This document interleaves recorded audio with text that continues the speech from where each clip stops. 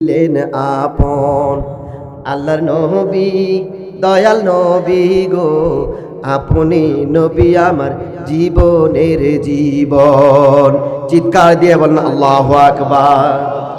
আল্লাহর নবী এত সুন্দর চরিত্র, তার চরিত্র দেখে হযরত খাদিজা রাদিয়াল্লাহু তাআলা আনহা মুগ্ধ হয়ে গিয়েছিলেন। মুগ্ধ হয়ে যাওয়ার পরে আল্লাহ রাসূলকে বললেন, ইয়া রাসূলুল্লাহ, ইয়া হাবিবাল্লাহ, আপনার স্বভাব, আপনার চরিত্র, আপনার মাধুর্য এত সুন্দর, ইয়া রাসূলুল্লাহ সাল্লাল্লাহু আলাইহি সাল্লাম, আপনি কি আমাকে জীবন সঙ্গিনী করতে পারবেন নাকি? আল্লাহ রাসূল ভেবে দেখলেন যে ইসলাম কায়েম করতে গেলে, ইসলামকে প্রতিষ্ঠিত করতে গেলে অনেক অর্থের প্রয়োজন। সেই সময় মা খাদিজা রাদিয়াল্লাহু তাআলা আনহার সবচাইতে মক্কার ভেতরে সবচাইতে ধনী নারীদের মধ্যে তিনি ছিলেন। পড়েন সুবহানাল্লাহ। খাদিজার চিন্তা কি ছিল? মা বোনেরা কান লাগান। খাদিজা রাদিয়াল্লাহু তাআলা আনহার চিন্তা ছিল যে তার অর্থ সম্পদ যা কিছু আছে সব কিছু তিনি ইসলামের জন্য বিলিয়ে দিবেন। ওই জন্য কিভাবে দেয়? আল্লাহ রসুল সাল্লাল্লাহু আলাইহি সাল্লামকে বিবাহর প্রস্তাব দিয়ে তার সমস্ত সম্পদগুলো, তার সমস্ত ধনগুলো আল্লাহ রসুলের কদম মোবারকে বিলায় দিলেন। পড়েন সুবহানাল্লাহ। তাহলে সমস্ত সম্পদ খাদিজা রাদিয়াল্লাহু তাআলা আনহা কার পায়ের কাছে লুটিয়ে দিলেন? হযরত মুহাম্মদ রাসূলুল্লাহ সাল্লাল্লাহু আলাইহি সাল্লামের কাছে লুটিয়ে দিলেন। তিনি তো ধনাঢ্য, অনেক ধনবান, তিনি আল্লাহ রসুলের খাদেম হয়ে গেলেন, খাদেমা হয়ে গেলেন। প্রিয় বন্ধুরা আমার, আপনারা জানেন পুরুষের মধ্যে 6 জন আর মহিলাদের মধ্যে 4 জন আশারে মুবাশশিরা বলা হয়। যারা 10 জন যারা জান্নাতের সার্টিফিকেট পেয়েছিল, তার মধ্যে একজন হলো মা খাদিজা, মা খাদিজা রাদিয়াল্লাহু তাআলা আনহা। এই 10 জন সার্টিফিকেট পাওয়ার পরে খাদিজা রাদিয়াল্লাহু তাআলা আনহা সর্বোপরি আল্লাহ রসুলকে যখন জীবন সঙ্গিনী যখন বানিয়ে নিলেন, নেওয়ার পরে আল্লাহ রসুলকে বললেন, ইয়া রাসূলুল্লাহ, ইয়া হাবিবাল্লাহ, আপনার যত অর্থ লাগে সব অর্থগুলি আপনি দিনের পথে এক এক করে আমার যত অর্থ সম্পদ আছে সব সম্পদগুলো আপনি ইসলামের পক্ষে খরচ করে দিয়ে দেন। পড়েন সুবহানাল্লাহ। মা খাদিজাতুল কুবরা রাদিয়াল্লাহু তাআলা আনহা এত সম্পদশালী হওয়ার পরেও নবীকে বললেন, না নবীজি, আমাকে কিছু গহনাপাতি দিবেন, আপনি আমাকে ভালোবাসা দিবেন। ওগো নবী, আপনি এটা করবেন ওটা করবেন, কোনো কিছু চাইলেন না। আমার নবী, বিশ্ব নবী মুহাম্মদ রাসূলুল্লাহ সাল্লাল্লাহু আলাইহি সাল্লাম দিন প্রচারের জন্য যখন হীরা গুহায় যখন ধ্যানমগ্ন অবস্থায় থাকতেন, অত ধনবর্তী মহিলা হয়েও, মক্কার বুকে সবচাইতে ধনবান হয়েও তিনি আল্লাহ রসুলের জন্য ওই হীরা গুহায় বাটিতে করে নিয়ে আল্লাহ রসুলের কাছে যাইতেন। পড়েন সুবহানাল্লাহ। ইসলামের খাদেমা কাকে বলে দেখেন? আল্লাহ রসুলের কদম মোবারকে তিনি পড়ে গেলেন, যত কাজ করা লাগে সব কাজগুলো তিনি করেন। ইসলামের ভিতরে তিনি আল্লাহ তাকে এমন ভাবে হেদায়েত দান করলেন যে ইসলাম ছাড়া, রসুল ছাড়া কিছু বোঝে, রসুল ছাড়া কিছুই বোঝে না। প্রিয় বন্ধুরা আমার, ওই জন্য খাদিজা রাদিয়াল্লাহু তাআলা আনহা আল্লাহ রসুলের জন্য সর্বোপরি ভালোবাসা বিসর্জন দিয়েছে, সব অর্থ সম্পদ বিসর্জন দিয়েছে। এই খাদিজাতুল কুবরা রাদিয়াল্লাহু তাআলা আনহা যখন নামাজে দাঁড়িয়ে যেতেন, নামাজের ভিতরে কেঁদে কেঁদে তার বুক ভেসে দিত। শুধু ভয় করত, একটাই ভয় করত, কবরের ভয়, কবরের ভয়। মা বোনেরা একটু কান খাড়া করে শোনেন, যেই মা খাদিজা জান্নাতের সার্টিফিকেট পেয়েছে, ওই মা যদি কবরের চিন্তা করে, কবরের ভয় করে, তাহলে আমরা আজ কোথায় গিয়েছি? মা বোনেরা কথা বলেন ঠিক কিনা? আজ মা বোনেরা আমরা যে চলাফেরা করি, পর্দা ছাড়া চলাফেরা করি। পর্দা ছাড়া আপনি যখনই চলাফেরা করবেন, আপনার স্বামীও এর অপরাধী হবে, আপনার বাবাও এর অপরাধী হবে, আপনার যদি বড় ভাই থাকে সেও অপরাধী হবে। আপনি কেন, কি জন্য আপনি বাইরে পর্দা ছাড়া যাবেন? আমার তো বুঝে আসে না। কথা বলেন ঠিক কিনা? পর্দা ছাড়া তো তোমাদের বাইরে ঘোরার কথা নয়, তোমাদের কামাই করা লাগে না, তোমাদের টাকা পয়সা উদ্ধার করা লাগে না, তোমরা শুধু খাবে, আল্লাহর ইবাদত করবে, ছেলে মেয়েদেরকে মানুষ মান করবে, স্বামীর সেবা করবে, রোজা রাখবে, নামাজ পড়বে, যাকাত দিয়ে দিবে। আল্লাহ রাসূল সাল্লাল্লাহু আলাইহি সাল্লাম বলেন, কোনো মা যদি এই 4টি কাজ যদি করতে পারে আর পর্দা প্রতিবেদন মোতাবেক যদি চলাফেরা করতে পারে, আল্লাহ রাব্বুল আলামিন বলছেন তোমরাও মা বোনেরা হযরতে খাদিজা রাদিয়াল্লাহু তাআলা আনহার সঙ্গে জান্নাতে যাবে। পড়েন সুবহানাল্লাহ। স্বামীর সেবা এমন ভাবে করতে হবে, পর্দা ছাড়া যাবে না, পর্দা ছেড়ে বাইরে ঘোরাফেরা করা যাবে না।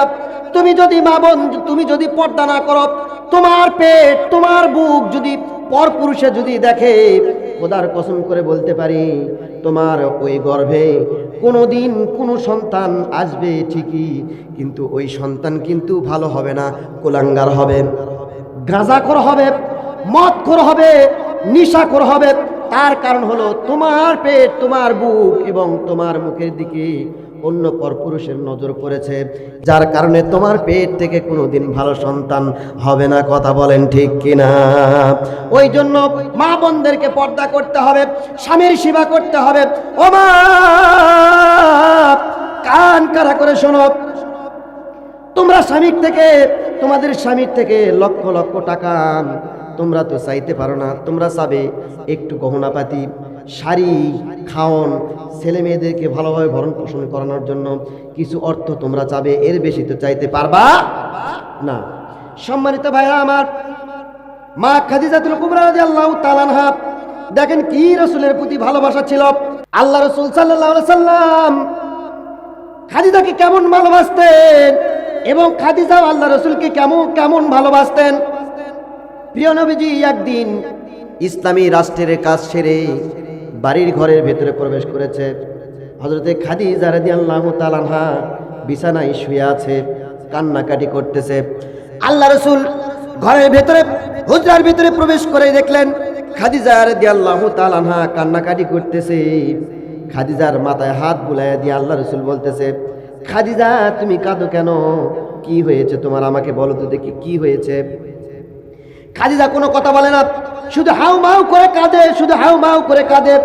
আল্লাহ রাসূল বললেন, খাদিজা কি হয়েছে তোমার, বলো।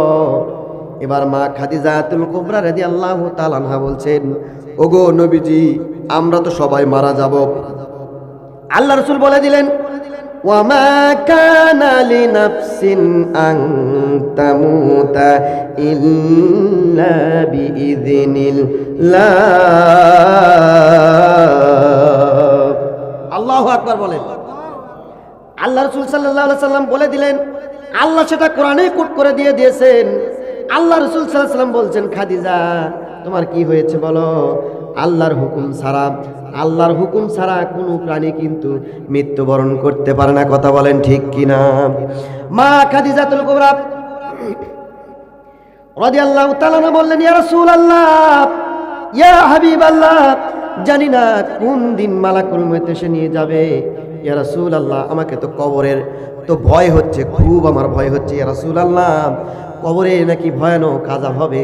ইয়া রাসূলুল্লাহ, আমার কবরে কি হবে? আপনি কি কবরে আমার পাশে থাকবেন নাকি?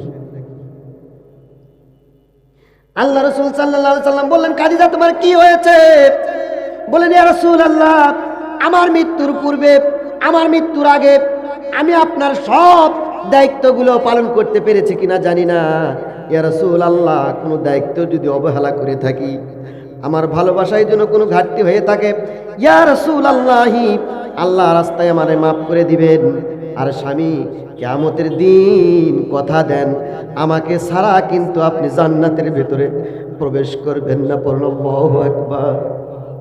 মা খাদিজাতুল কুবরা রাদিয়াল্লাহু তাআলা আনহা কাঁদতেছে আর বলতেছেন, উরুর উপরে মাথা রেখেছে।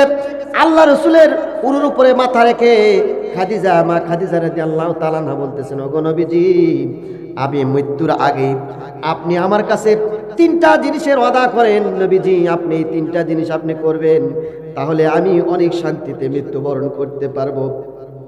আল্লাহ রাসূল সাল্লাল্লাহু আলাইহি সাল্লাম খাদিজাকে বললেন, খাদিজা তুমি 3টা কেন, আজকে তুমি যত আবদার করবা সব আবদার আমি তোমার কবুল করে নেব। বলেন আল্লাহু আকবার। খাদিজাকে বললেন যে সব আবদার আমি তোমাকে কবুল করে নিব। রাসূল সাল্লাল্লাহু আলাইহি সাল্লামকে মা খাদিজাতুল কুবরা রাদিয়াল্লাহু তাআলা না বললেন, ইয়া রাসূলুল্লাহ, আমার যত ধন সম্পদ আছে আপনার পায়ের কাছে বিলিয়ে দিয়েছি, ইসলামের জন্য সব কিছু বিলিয়ে দিয়েছি ইয়া রাসূলুল্লাহ।